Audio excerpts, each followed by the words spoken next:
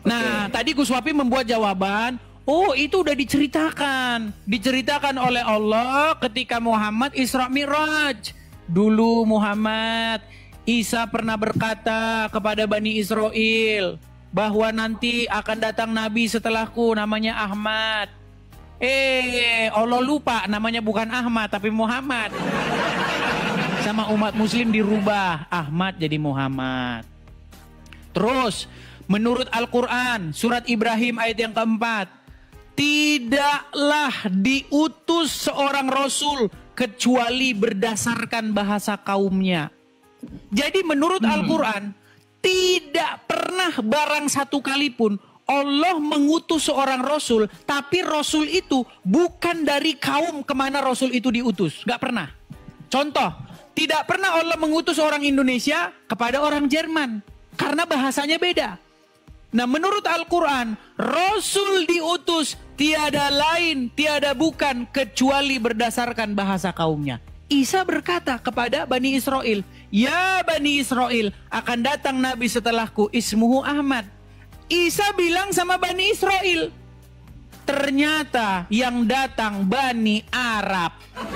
Tidak, bukan berbangsa Ibrani, tidak berbahasa Ibrani, dan bukan Bani Israel. Artinya, Isa ngomong kepada Bani Israel, berarti Isa melanggar surat Muhammad ayat yang surat Ibrahim ayat yang keempat.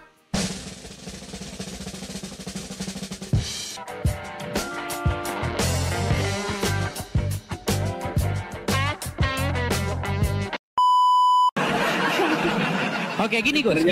Ayo. Oke, gini.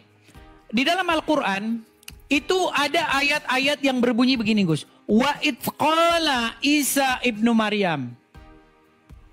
Ya kan? Misalnya di dalam Quran surat As-Saff ayat yang ke-6. Tapi gini, ini kan kamu bertanya ke saya. Setelah saya jawab, saya bertanya kepada Anda ya. Boleh, boleh. Oke. Boleh. Ya. Boleh. Oke. Jadi di dalam Quran surat As-Saff ayat yang ke-6, di situ kan ada sebuah ayat.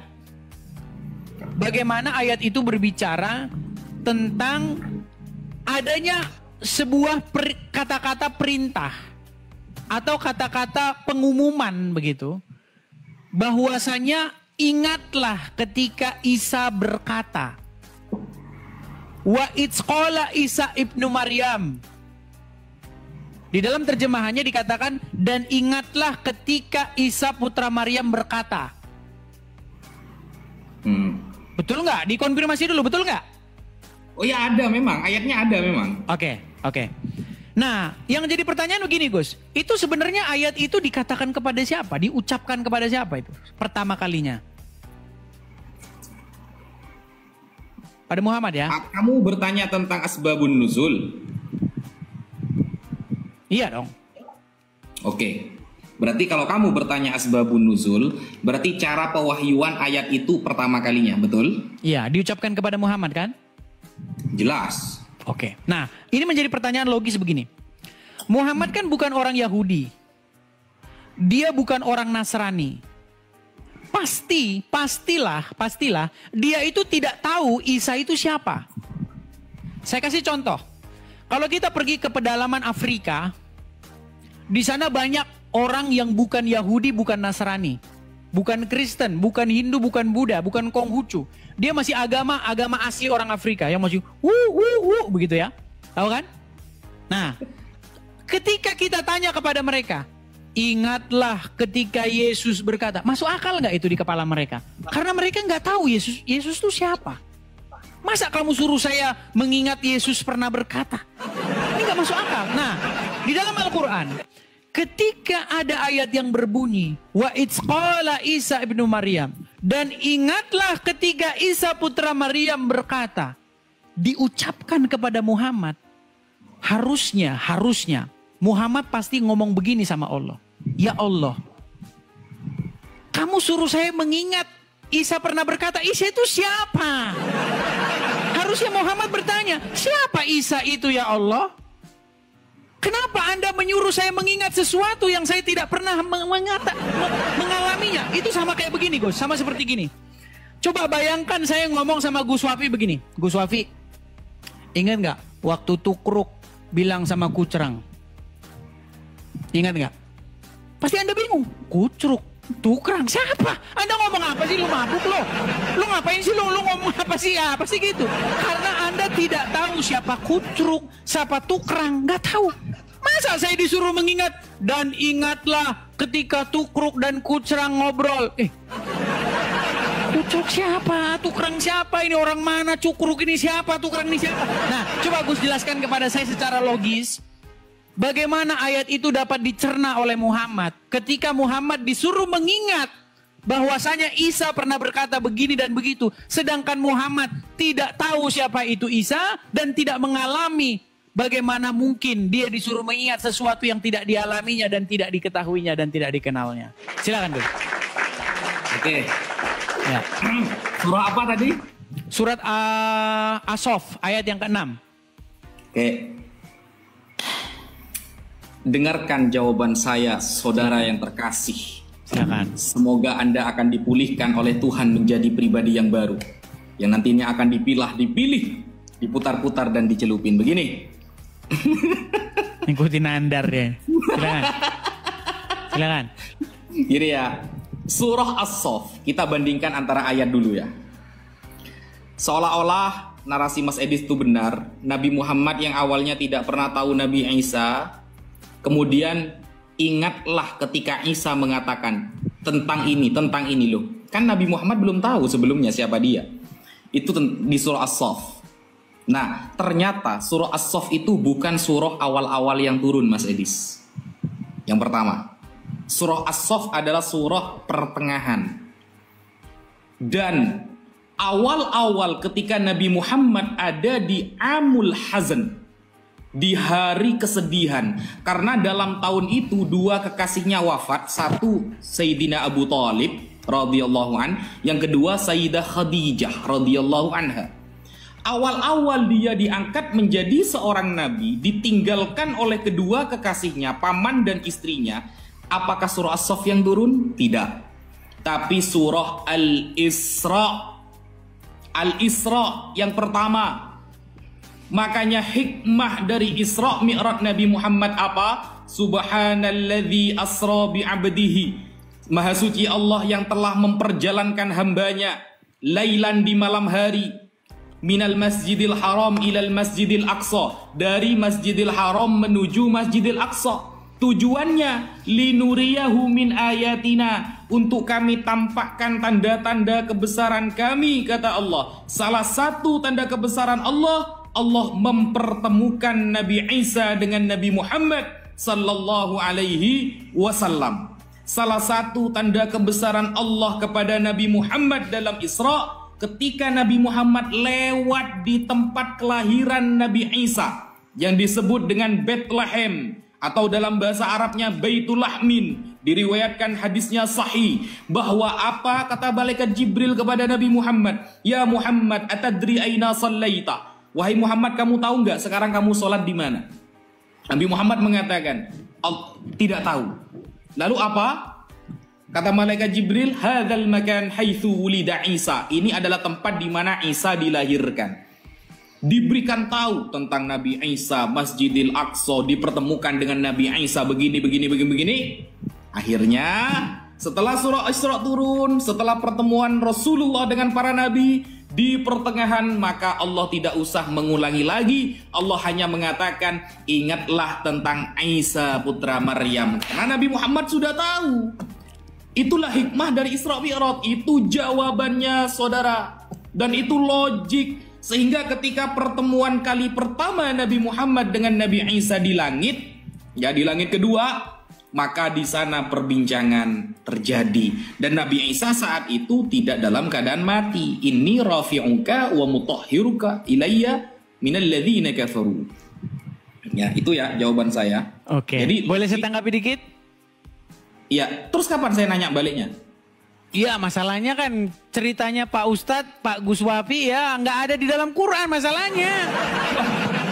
Al-Quran itu ada surah As-Saff, Al-Baqarah, ada surah Al-Isra. Kita tahu dulu yang mana dulu yang turun. Duluan mana surah Al-Isra dengan surah As-Saff yang kamu baca gitu loh. Gini Gus, begini Gus. Duluan surah Al-Isra, maka wajar Allah mengatakan ingatlah tentang Isa karena kemarin sudah ketemu beberapa kali gitu loh. Jadi Kan disuruh, jadi Muhammad tadinya tahu bahwa Isa dulu pernah berkata begitu. Sehingga disuruh mengingat. Dia sudah dikenalkan dengan Nabi Isa, sudah bertemu. Lalu Allah ingatkan kepada Nabi Muhammad, ingat surah Hud ayat 120 dibuka. Okay. Surah Hud ayat 120. Jadi begini Gus, jadi begini. Pertama-tama, kalau kita mengikuti narasi Islam, memang ada Quran surat-surat Makkiyah, ada Quran surat-surat Madaniyah. Urutannya katanya surat yang pertama itu surat Al-Alaq dan lain sebagainya. Tapi gini Gus, sebenarnya itu mengalami banyak problem. Problemnya begini Gus, problemnya begini. Waktu pertama-pertama ayat turun kepada Muhammad. Setelah ini saya terakhir nanggepi lalu saya nanya balik ya. Boleh, tapi juga sebenarnya kita udah waktu istirahat nih, jadi panjang lebar kan. Iya, Gini. satu kali lah. Oke, boleh. Gini Gus. Pertama-tama, menurut orang-orang Islam, surat yang pertama turun itu surat Al-Alaq. Betul? Ya. Oke. Di dalam surat Al-Alaq itu misalnya ketika Muhammad di Gua Hira. Oke. Ya kan? Iqra, bacalah, ya kan, dan lain sebagainya. Ya. Itu sudah bahasa Arab ya Gus ya? Nah, tapi jadi masalahnya begini.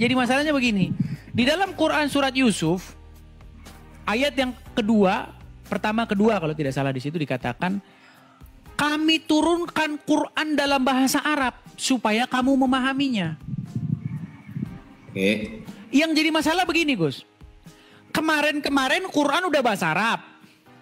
Contohnya surat Al-Alaq. Ini namanya bro. Bukan, ini menanggapi pertanyaan pertama tadi sebenarnya, mematahkan argumen pertama. Beda pertanyaan ini namanya. Enggak, oke ini bukan pertanyaan. Pertanyaan pertama tentang Isa. Oh iya, ini bukan pertanyaan. Oke, ini bantahan aja. Kedua, Quran turun dengan bahasa Arab. Itu pertanyaan kedua namanya. Sedikit nih Gus Wafi, gini Gus.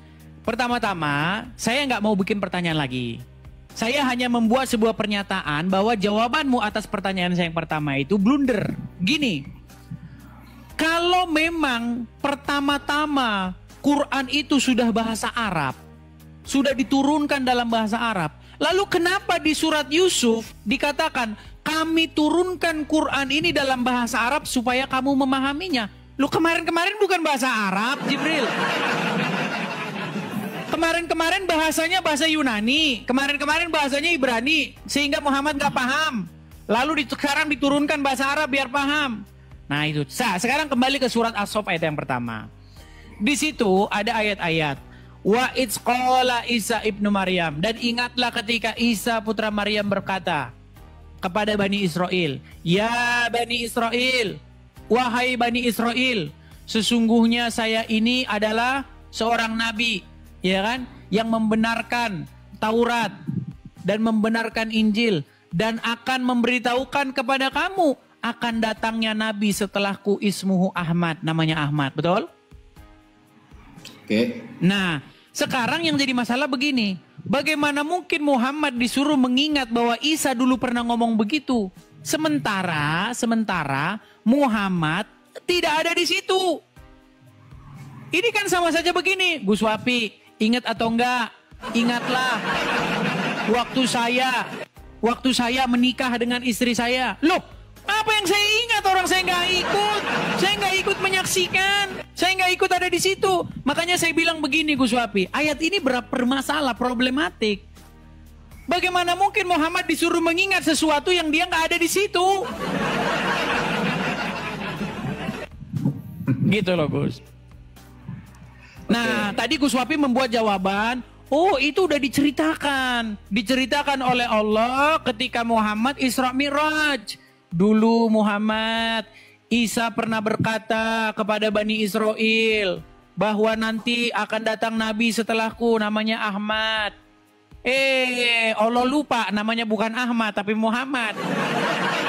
Sama umat muslim dirubah Ahmad jadi Muhammad. Terus menurut Al-Quran, surat Ibrahim ayat yang keempat, tidaklah diutus seorang Rasul kecuali berdasarkan bahasa kaumnya. Jadi menurut Al-Quran, tidak pernah barang satu kali pun Allah mengutus seorang Rasul, tapi Rasul itu bukan dari kaum kemana Rasul itu diutus. Gak pernah. Contoh, tidak pernah Allah mengutus orang Indonesia kepada orang Jerman, karena bahasanya beda. Nah, menurut Al-Quran, Rasul diutus tiada lain, tiada bukan, kecuali berdasarkan bahasa kaumnya. Isa berkata kepada Bani Israel, "Ya Bani Israel, akan datang Nabi setelahku, ismuhu Ahmad." Isa bilang sama Bani Israel, ternyata yang datang Bani Arab. Tidak, bukan berbangsa Ibrani, tidak berbahasa Ibrani, dan bukan Bani Israel. Artinya, Isa ngomong kepada Bani Israel, berarti Isa melanggar surat Muhammad ayat yang surat Ibrahim ayat yang keempat. Gitu Gus. Jadi nggak mungkin Gus, Ahmad itu pastilah dari kalangan Bani Israel dan dia berbahasa Ibrani. Begitu Gus. Oke. Tapi gimana nih Gus, sudah makin larut ini. Dulu. Lapar melanda. Saya jawab dulu. Gimana kalau kita bikin bersambung aja Gus? Tunggu dulu, saya jawab dulu. Santai dulu, saya jawab dulu. Gimana kalau jawabnya kepada pemirsa di Gus Wafi saja? Di sini 19.000 orang sih memang yang nonton. Gak bisa, kamu yang mengajukan pertanyaan. Biar pertanyaan itu udah kemudian kamu tanya-tanyakan lagi begitu. Oke, baiklah, silakan Gus, silakan Gus ya. Ngomong-ngomong di sana berapa orang Gus? Di sini 19.000. 19.000, sama 19.000. 40.000 yang nonton. Silakan. Ya. 9.500. Oh, 9.500. Hampir. Silakan. Nah, jadi begini ya. Yang pertama, surah Al-Quran pertama turun kan Iqra bismi rabbikal ladzi khalaq. Ini sebenarnya pertanyaan Mas Edis banyak, guys. Tadi kan janjinya satu tuh. Ini sudah banyak pertanyaannya. Gak apa-apa. Kita tunjukkan Islam bisa menjawab kullu ma kharaja min lisane. Kita bisa walaupun menjawab semua yang menjawab. dia keluarkan dari lisannya. Ya. Wastadillu bijami'il kutub allati ta'allamnaha insyaallah. Jadi begini. Yang pertama, surah yang turun pertama kan surah Al-Alaq tuh 5 ayat. Iqra bismi rabbikal ladzi khalaq. Nah, kemudian di dalam surah Yusuf, kenapa Allah mengatakan anzalna Qur'anan Arabian? Kami telah menurunkan Al-Quran dengan bahasa Arab. Loh, emangnya kemarin-kemarinnya pakai bahasa Sunda, pakai bahasa Madura begitu? Kok baru sekarang yang ngasih tahu? Ingat bro, kamu kalau bertanya tentang Al-Quran, maka kamu harus tahu konsekuensi yang harus kamu pelajari. Kata kamu sudah 13 tahun belajar Al-Quran. Bayangkan guys, 13 tahun belajar Al-Quran, tapi nyari lafal robbahu sampai Dajjal keluar 2 kali gak ketemu. Ini ya, saya kasih referensi Mas Edis tentang asbabun nuzul. Sesuai pertanyaan pertama, kamu kan bertanya pertama bagaimana asbabun nuzulnya? Saya jawab pakai asbabun nuzulnya. Nih, saya tuh kalau jawab referensi dulu baru ngomong. Itu kalau saya. Buka namanya Tafsir Mafatihul Ghaib yang ditulis oleh Imam Fakhruddin Ar-Razi mengenai anzalna Qur'anan Arabian, bahwa Allah menurunkan Al-Quran dengan bahasa Arab. Di sini dijelaskan begini. Ruya anna ulama ul Yahud, diriwayatkan bahwa ulama Yahudi qalu, mereka berkata, likubara'il musyrikin, kepada pembesar-pembesar orang musyrik. Jadi ada ulama Yahudi nih berkata kepada para pembesar orang musyrik di Arab, bukan di Sunda, bukan di Madura ya.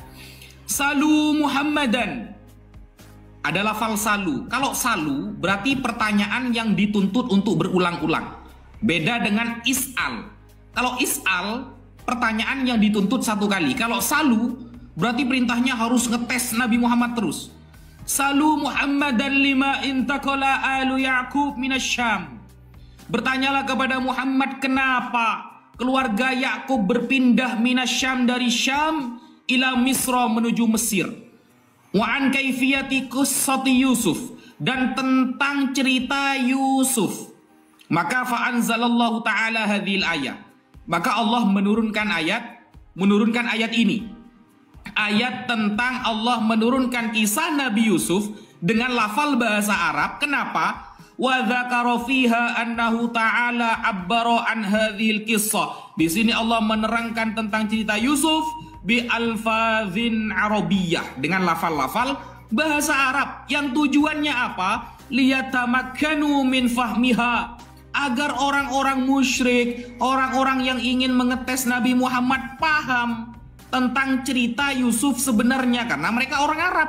Wa yaqdiru ala tahsilil ma'rifah biha, dan mereka bisa menghasilkan pemahaman pengetahuan ketika diceritakan kisah Yusuf. Makanya disebutkan dalam ayat anzalna Qur'anan Arabian, diturunkan pakai bahasa Arab. Karena orang-orang musyrik ini ingin mendengarkan cerita Nabi Yusuf, sedangkan mereka yang ingin mendengarkan orang Arab, sehingga Allah menceritakannya dengan bahasa Arab agar mereka paham. Begitu Mas Edis. Pertanyaan ketiga dari Mas Edis. Mas Edis tadi mengatakan begini, saudara. Apa tadi? Pertanyaan terakhir apa tadi? Lupa saya. Yang terakhir apa tadi? Gini, tidak ada nabi yang diutus kecuali berdasarkan bahasa kaumnya. Oke. Tidak ada nabi yang diutus melalui bahasa kaumnya. Selain daripada kepada satu kaum yang bahasanya seperti kaumnya. Oke, sedangkan Nabi Isa mengatakan akan datang seorang nabi mim ba'dihi ismuhu Ahmad. Nah, akan datang setelahku seorang nabi yang bernama Ahmad. Loh, katanya dia bilang itu kepada Bani Israel kan? Katanya pakai bahasa kaumnya. Nah, nih saya menggunakan literasi penamaan dulu tentang Ahmad. Ahmad itu bahasa Arab, ya. Dan yang akan datang adalah nabi dari Arab. Maka jelas benarlah perkataan Nabi Isa bahwa nabi yang akan datang adalah orang Arab, karena Nabi Isa yang notabene-nya orang Ibrani, bahasanya Aramaik, mengabarkan ada nabi yang bernama Ahmad. Terus buat apa untuk Bani Israel? Tunggu dulu, santai bro. Nah, Nabi Isa alaihissalam menyampaikan bahwa akan datang seorang nabi setelah aku. Ini kabar bukan dari pendeta, tapi dari lisan mulia Nabi Isa. Dia dari Arab dan namanya pakai Arab menyebutkannya. Siapa? Ahmad. Bukan itu poinnya Gus Wafi. Sedikit, mohon maaf Gus Wafi. Poinnya bukan itu. Santai dulu. Tunggu dulu, santai. Nama Ahmad adalah proper name, nama pribadi yang akan datang setelah Nabi Isa. Yang namanya proper name, mau ada di negara manapun tetap terjadi proper name. Misal, saya kasih contoh. Ini kamu dapat kuliah gratis dari saya, Mas Edis. Ini kalau sudah proper name, misal Yeshua yang merupakan Ibrani dan Aram, kemudian kita ganti menjadi Yunani, Yesus. Kemudian kalau kita ganti dengan bahasa Latin, Yesus. Kemudian di dalam bahasa Inggris, Jesus.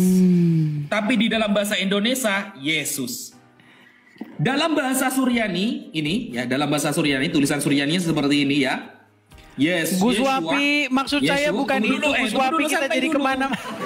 Tunggu dulu.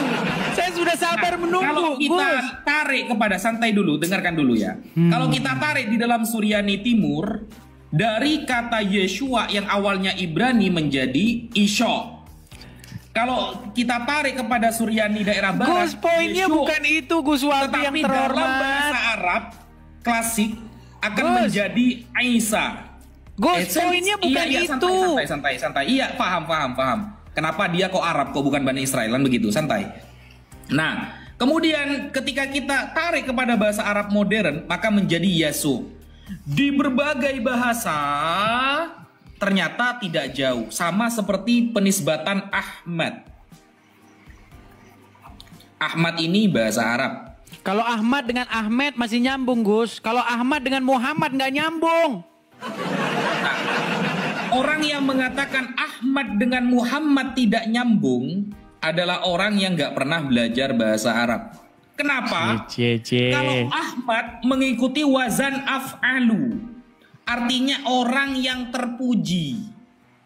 Ya, sedangkan Muhammad dari kata hamada. Hamada artinya terpuji juga. Kalau Muhammad orang yang dipuji, sama maka terpuji sama.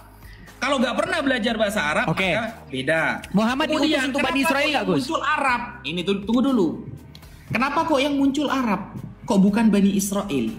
Itu poinnya. Nah, dedeng. Deng. Nah, silakan. Ayo. Ya, begini ya. Hanya orang-orang yang tidak terpelajar yang akan mengatakan bahwa para nabi khusus dari Arab. Khusus dari Bani Israel. Bukan itu poinnya, Gus Wafi. Kan menurut Al-Quran, nggak masalahnya kita udah panjang banget ini, kita udah denger sampai nanti sampai pegel, kita udah pegel dengernya. Dulu suruh siapa nanyanya banyak, tapi di giliran ditanya balik gak mau, gitu loh. Bukan masalah itu, Gus. Kita pun tadi sebentar ini saya sudah ditunggu-tunggu, sudah mau makan ini, orang yang nunggu saya juga sudah sampai ini. Kalau Gus, Anda gini. tidak mau mendengarkan jawaban saya sekarang bertanya balik, gimana? Gini aja, Gus, sedikit gini. Besok kita lanjut lagi. Intinya begini, Gus. Poin yang mau saya sampaikan adalah Isa berkata kepada Bani Israel, akan datang nanti setelahku nabi, namanya Ahmad. Berarti nabi itu kan akan datang kepada Bani Israel, betul? Menurut Al-Quran, tidak ada diutus seorang nabi pun kecuali berdasarkan bahasa kaumnya. Nah, artinya logikanya, kalau pakai ayat itu, bilisani qaumi, ya, itu Al-Quran menjelaskan setiap nabi yang diutus kepada bangsanya akan menggunakan bahasa bangsanya. nah, makanya Ahmad ini harusnya ketika dia datang kepada Bani Israel menggunakan bahasa Ibrani. Karena dalam bahasa itulah mereka bicara. Salah. Nah, Gini. faktanya Muhammad malah datang kepada Bani Quraisy. Makanya yang datang kepada Bani Israel yang namanya Ahmad itu yang ditunggu-tunggu, tapi sampai sekarang belum datang-datang. Yang datang malah Muhammad yang datang kepada Bani Quraisy berbahasa Arab. Mana sih, Gus, ini saya udah ditungguin makan. Gus, gini. Tunggu dulu, santai dulu. Perut saya sudah lapar, sudah tentang bahasa Nabi, ya. Bahasa Nabi kepada umatnya. Ingat, ya. Ini bahasa Nabi kepada umatnya. Bilisani qaumi. Kalau kamu pakai ayat ini sebagai terutusnya Nabi Muhammad, harus menggunakan bahasa Ibrani, seharusnya agak nyambung. Kenapa? Isa kan berkata kepada Bani Israel. Al-Quran, santai dulu. Kalau terutusnya Nabi di dalam Al-Quran, ayatnya yang pakai yang ini. Aduh, jangan lama nulis, Gus. Udah lapar, Gus. Wa ma arsalnaka illa rahmatan lil alamin. Berarti dia nggak percaya kepada surat Ibrahim ayat yang keempat.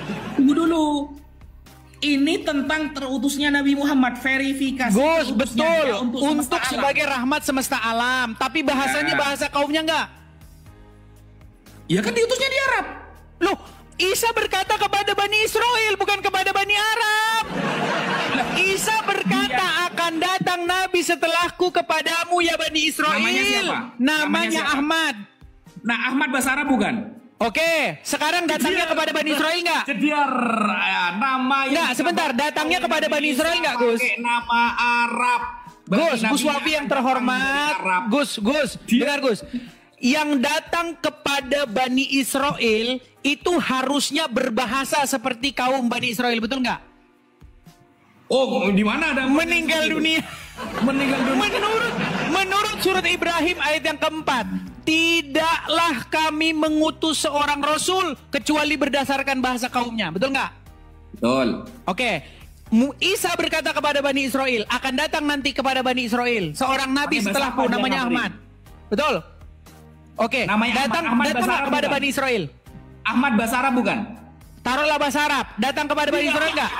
Oke, Ahmad berbahasa apa? Dikabarkan oleh Nabi sebentar. Ahmad berbahasa apa, Gus? Arab.